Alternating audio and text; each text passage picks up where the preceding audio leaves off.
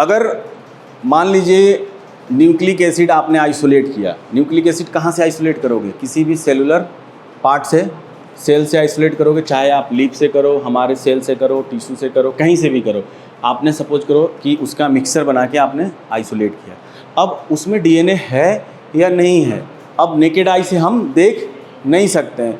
उसके लिए हम क्या करेंगे, स्पेक्ट्रोफोटोमेट्रिकली जो है उसकी रीडिंग लेते हैं हम 260 नैनोमीटर पे।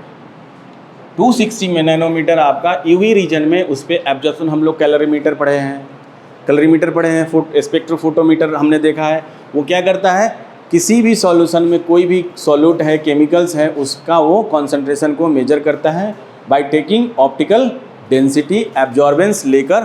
तो हम 260 पे हम उसकी रीडिंग लेते हैं और देखते हैं कि उसकी रीडिंग क्या आती है। उसके अनुसार जो है हम इसका अलग अलग जो है एएमपी का, जीएमपी का, अलग अलग न्यूक्लियोटाइड्स का पीक जो है, यानी वो अलग अलग आपका उसका एक्सटिंक्शन कोफिशिएंट अलग होगा। जो हमने ये आपने ए एप्सिलॉन सी एल, ये जो है कांस्टेंट होता है, मॉलिक्यूलर एक्सटिंक्शन कोफिशिएंट इसको बोलते हैं।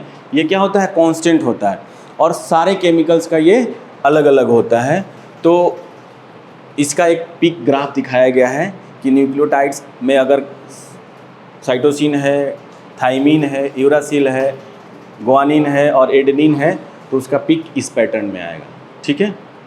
अब डीएनए डबल हेलिक्स का सबसे पहले डीएनए बताया गया था कि डीएनए डबल हेलिक्स है, और इस मॉडल को, डबल हेलिकल मॉडल को किसने दिया था? वॉटसन एंड क्रिक ने। कब दिया था?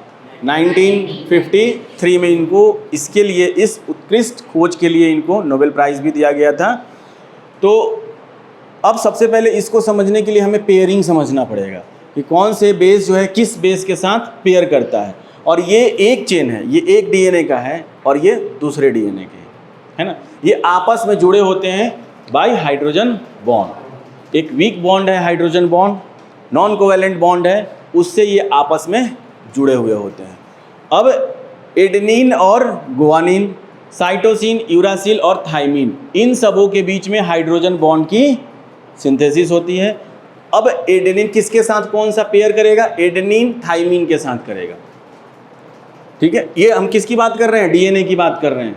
इसमें आरएनए नहीं है अभी। आरएनए जब आएगा तो उसमें यूरासिल होगा, थाइमीन की जगह पे क्या होगा? यूरासिल। एडेनिन हमेशा पेयर करेगा किससे?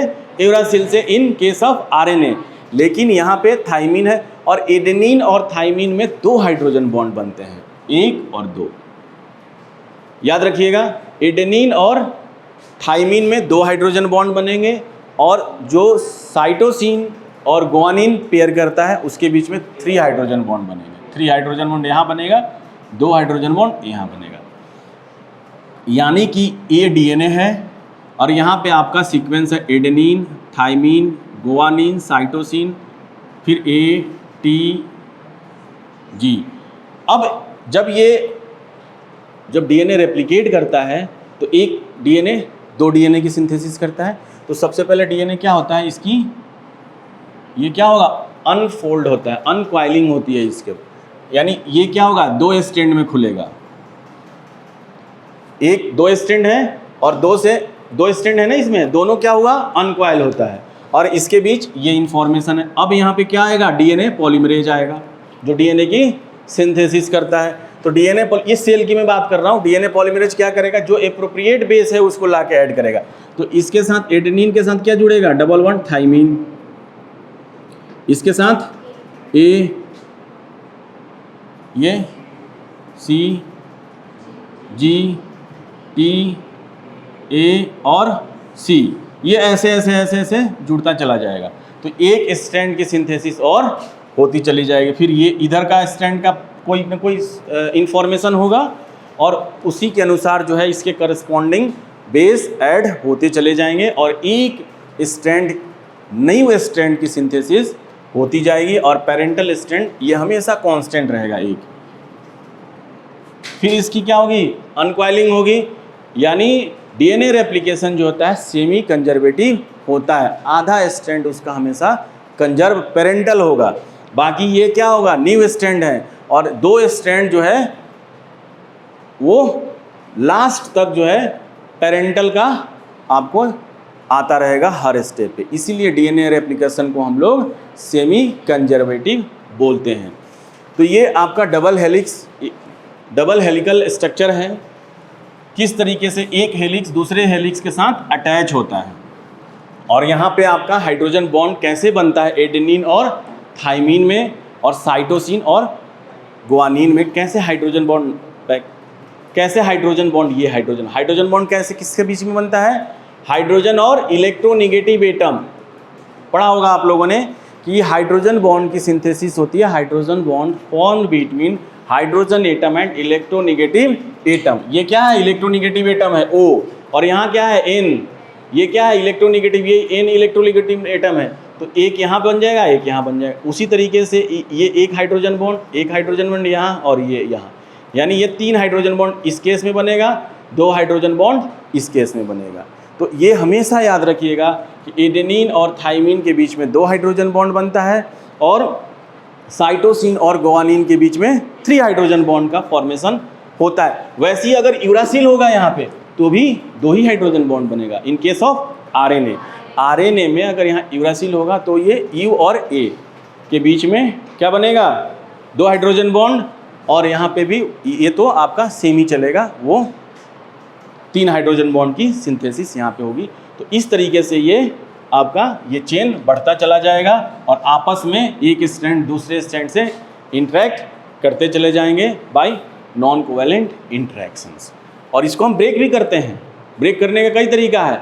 जब डीएनए रेप्लिकेशन होता है, जब हम लैब में पॉलीमरेज चेन रिएक्शन करते हैं, आप लोगों ने पढ़ा होगा पॉलीमरेज चेन रिएक्शन क्या है, चूँकि ये पॉलीमरेज कैरी करता है, इसीलिए जो है उसको हम लोग पॉलीमरेज चेन रिएक्शन कहते हैं। इसको अगर आप हीट कर दोगे तो ये नॉन कोवेलेंट फोर्सेस हैं, ये ब्रेक कर जाएगा। अगर ये हमारा शरीर में रहता है तो कुछ एंजाइम्स होते हैं जो इसको तोड़ते हैं। हेलिकेज एक एंजाइम होता है जो डीएनए डबल स्ट्रैंड को सिंगल स्ट्रैंड में क्या करता है, उसको अलग कर देता है, ठीक है। लेकिन हम इसको अगर लैब में कराते हैं तो हम जस्ट हीट करके, चूँकि एंजाइम क्या होता है, एंजाइम की सिंथेसिस कॉस्टली होता है। अगर हम बाहर से एंजाइम परचेज करते हैं तो वो कॉस्टली होता है। इसीलिए हम अगर लैब में जो एक्सपेरिमेंट करते हैं उसको कम कॉस्टली करने के लिए हम ऐसा टेक्निक्स यूज़ करते हैं कि कम पैसे में भी हमारा एक्सपेरिमेंट हो जाए। तो बस जनरली आप इस सॉल्यूशन में हीट कर दो डीएनए में, ये क्या हो जाएगा, सिंगल स्ट्रैंडेड हो जाएगा। नेक्स्ट, अब ये है आपका डीएनए। जब ये 2 स्ट्रैंड्स आपस में क्वाइल कर जाएगा तो आपका इस तरीके से ये आपका देखिए स्ट्रक्चरल बिल्कुल ऐसे करके, और ये हेलिकल फॉर्म में है। तो इसमें कई तरीके के आप घर जाएंगे, आप रस्सी को एक देखेंगे, एक रस्सी लेंगे, मोटी वाली रस्सी लेंगे, और उसको आप ध्यान से ऐसे लंबा करके आप धीरे ध्यान से देखेंगे, इस पैटर्न में आपको दिखेगा। तो इसमें 2 चीज़ आते हैं, एक माइनर ग्रुप और दूसरा मेजर ग्रुप। आप रस्सी को 2 तरीके से देखेंगे, तो एक जो ये वाला पार्ट हो जाए तो उठा हुआ वाला पार्ट एक इधर से आएगा ना, तो एक जो है ये माइनर ग्रुप, दूसरा मेजर ग्रुप होता है। और एक जो ये न्यूक्लियोटाइड है, एक न्यूक्लियोटाइड, ठीक है, और ये दूसरा न्यूक्लियोटाइड, इन दोनों के बीच में जो डिस्टेंस होगा वो 3.4 एंगस्ट्रॉम होगा, है ना। और एक में, और ये जो रस्सी है ना, ये जैसे ये एक में रस्सी, तो ये जो आपका चौड़ाई होगी वो आपका 20 एंगस्ट्रॉम की होगी, ठीक है। अब एक दोनों इसमें क्या होगा, लगभग जब हम जो हमारे शरीर में एग्जिस्ट करता है डीएनए में, उसमें हम मानते हैं कि इसमें एक जो है क्वाइल में 10 जो है न्यूक्लियोटाइड्स होते हैं। अब तो इसीलिए अगर 10 × 10 कर दो आप इसको, तो कितना होगा 34। इसके बीच का लेंथ कितना होगा, हाइट कितना होगा 34 एंगस्ट्रॉम आ गई। अब हम जब बात करेंगे टाइप्स ऑफ डीएनए की, A DNA, B DNA, Z DNA, तो उसमें न्यूक्लियोटाइड्स जो हैं अलग अलग डीएनए में अलग अलग, किसी में 10 होते हैं, किसी में 11 होते हैं। तो उसके अनुसार जो है वो आपका एक पिच जो है आपका लेंथ जो है बढ़ जाता है, ठीक है। तो ये आपका डबल जो वाटसन एंड क्रिक मॉडल जो है डीएनए का, उन्होंने यही सब की स्टडी करी थी। और एक आप रस्सी आपने देखा होगा ऐसे, एक ऐसे, यानी एक राइट हैंडेड, दूसरा लेफ्ट हैंडेड। एक हमने ऐसे पढ़ा है, एक हमने ऐसे पढ़ा है, नीचे की तरफ, एक ऊपर की तरफ। तो उसी तरीके से डीएनए में भी क्या होगा, एक कुछ डीएनए राइट हैंडेड होते हैं और कुछ डीएनए लेफ्ट हैंडेड होते हैं, ठीक है। तो अब वो कहाँ पाए जाते हैं, किस ऑर्गेनिज्म में पाए जाते हैं और उसमें क्या क्या होते हैं, हम एक टेबल यहाँ दिखाएंगे आप लोगों को, उसमें आपको क्लियर होगा कि ए डीएनए कहाँ पाया जाता है, बी डीएनए कहाँ पाया जाता है, जेड डीएनए कहाँ पाया जाता है और कौन राइट हैंडेड होते हैं, कौन लेफ्ट हैंडेड होते हैं, ठीक है। लेकिन आपका इसी तरीके से सारे में वेरिएशंस केवल आप नाइट्रोजनस बेस के और उसके ओरिएंटेशन का मिलेगा, लेकिन कंपोजिशन ऐसे ही होगा, ठीक है।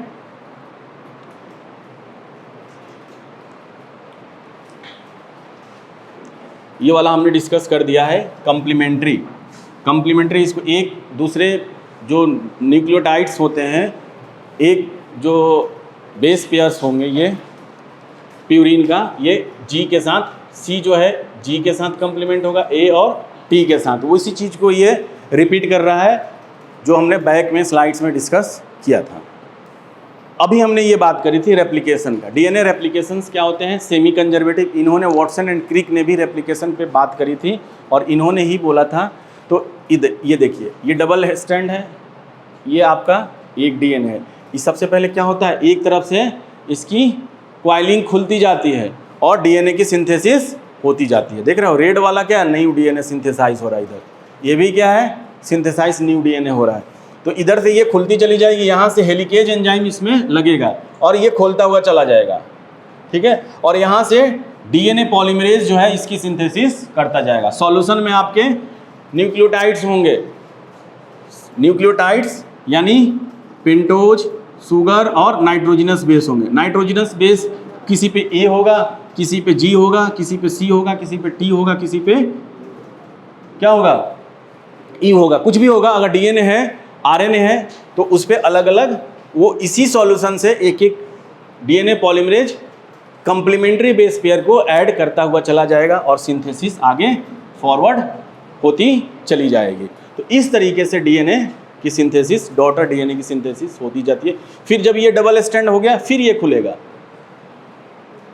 यहाँ से, और फिर 1 से 2 बनेगा, 2 से 4 बनेगा। इस तरीके से ये सिंथेसाइज होती चली जाएगी और डीएनए की कॉपी अलग अलग बढ़ती चली जाती है। अब ये टाइप्स ऑफ डीएनए है। इस टाइप्स ऑफ डीएनए जो है एक टेबल है, इसके आगे टेबल पर डिस्कस करते हैं। नेक्स्ट, अभी जैसा कि हमने बात करी डीएनए का 3 फॉर्म के बारे में हम लोगों ने बात करी, ए फॉर्म, बी फॉर्म और जेड फॉर्म। अब हेलिक्स का ओरिएंटेशन कैसा होता है, राइट हैंडेड, किसमें, ए फॉर्म में, ए टाइप डीएनए में, बी में राइट हैंडेड, जेड फॉर्म में लेफ्ट हैंडेड। और इसमें जो बेस पेयर होंगे 11 होते हैं, 11 होते हैं ए फॉर्म में, बी में 10.5 होते हैं, जेड 4 ये होते हैं, ठीक है। अब हेलिक्स का जो ऐसी अगर ये होंगे तो उसी का मल्टीप्लिकेशन देख लो। जो हाइट होता है एक हेलिक्स और दूसरे हेलिक्स के बीच में जो हाइट होंगे उसी के करस्पॉन्डिंग बढ़ता चला जाएगा। तो ये जो है डिफरेंसेस आप याद करिएगा, जेड डीएनए और जो है बी डीएनए और ए डीएनए। जो मोस्ट कॉमन डीएनए होता है ये आपका होता है बी डीएनए, ठीक है। बी डीएनए जो है आपका मोस्ट कॉमन डीएनए होता है। और इस अलग अलग ऑर्गेनिज्म में अलग कुछ जो है अनएक्सेप्शनल भी होते हैं जो प्रेजेंट होते हैं। तो इसके बारे में हम एक एक करके कभी डिस्कस करेंगे। अब नेक्स्ट जो हमारा पार्ट होगा वो आरएनए पे होगा, इसके बारे में हम डिस्कस नेक्स्ट पार्ट में करेंगे, ठीक है। Thank you.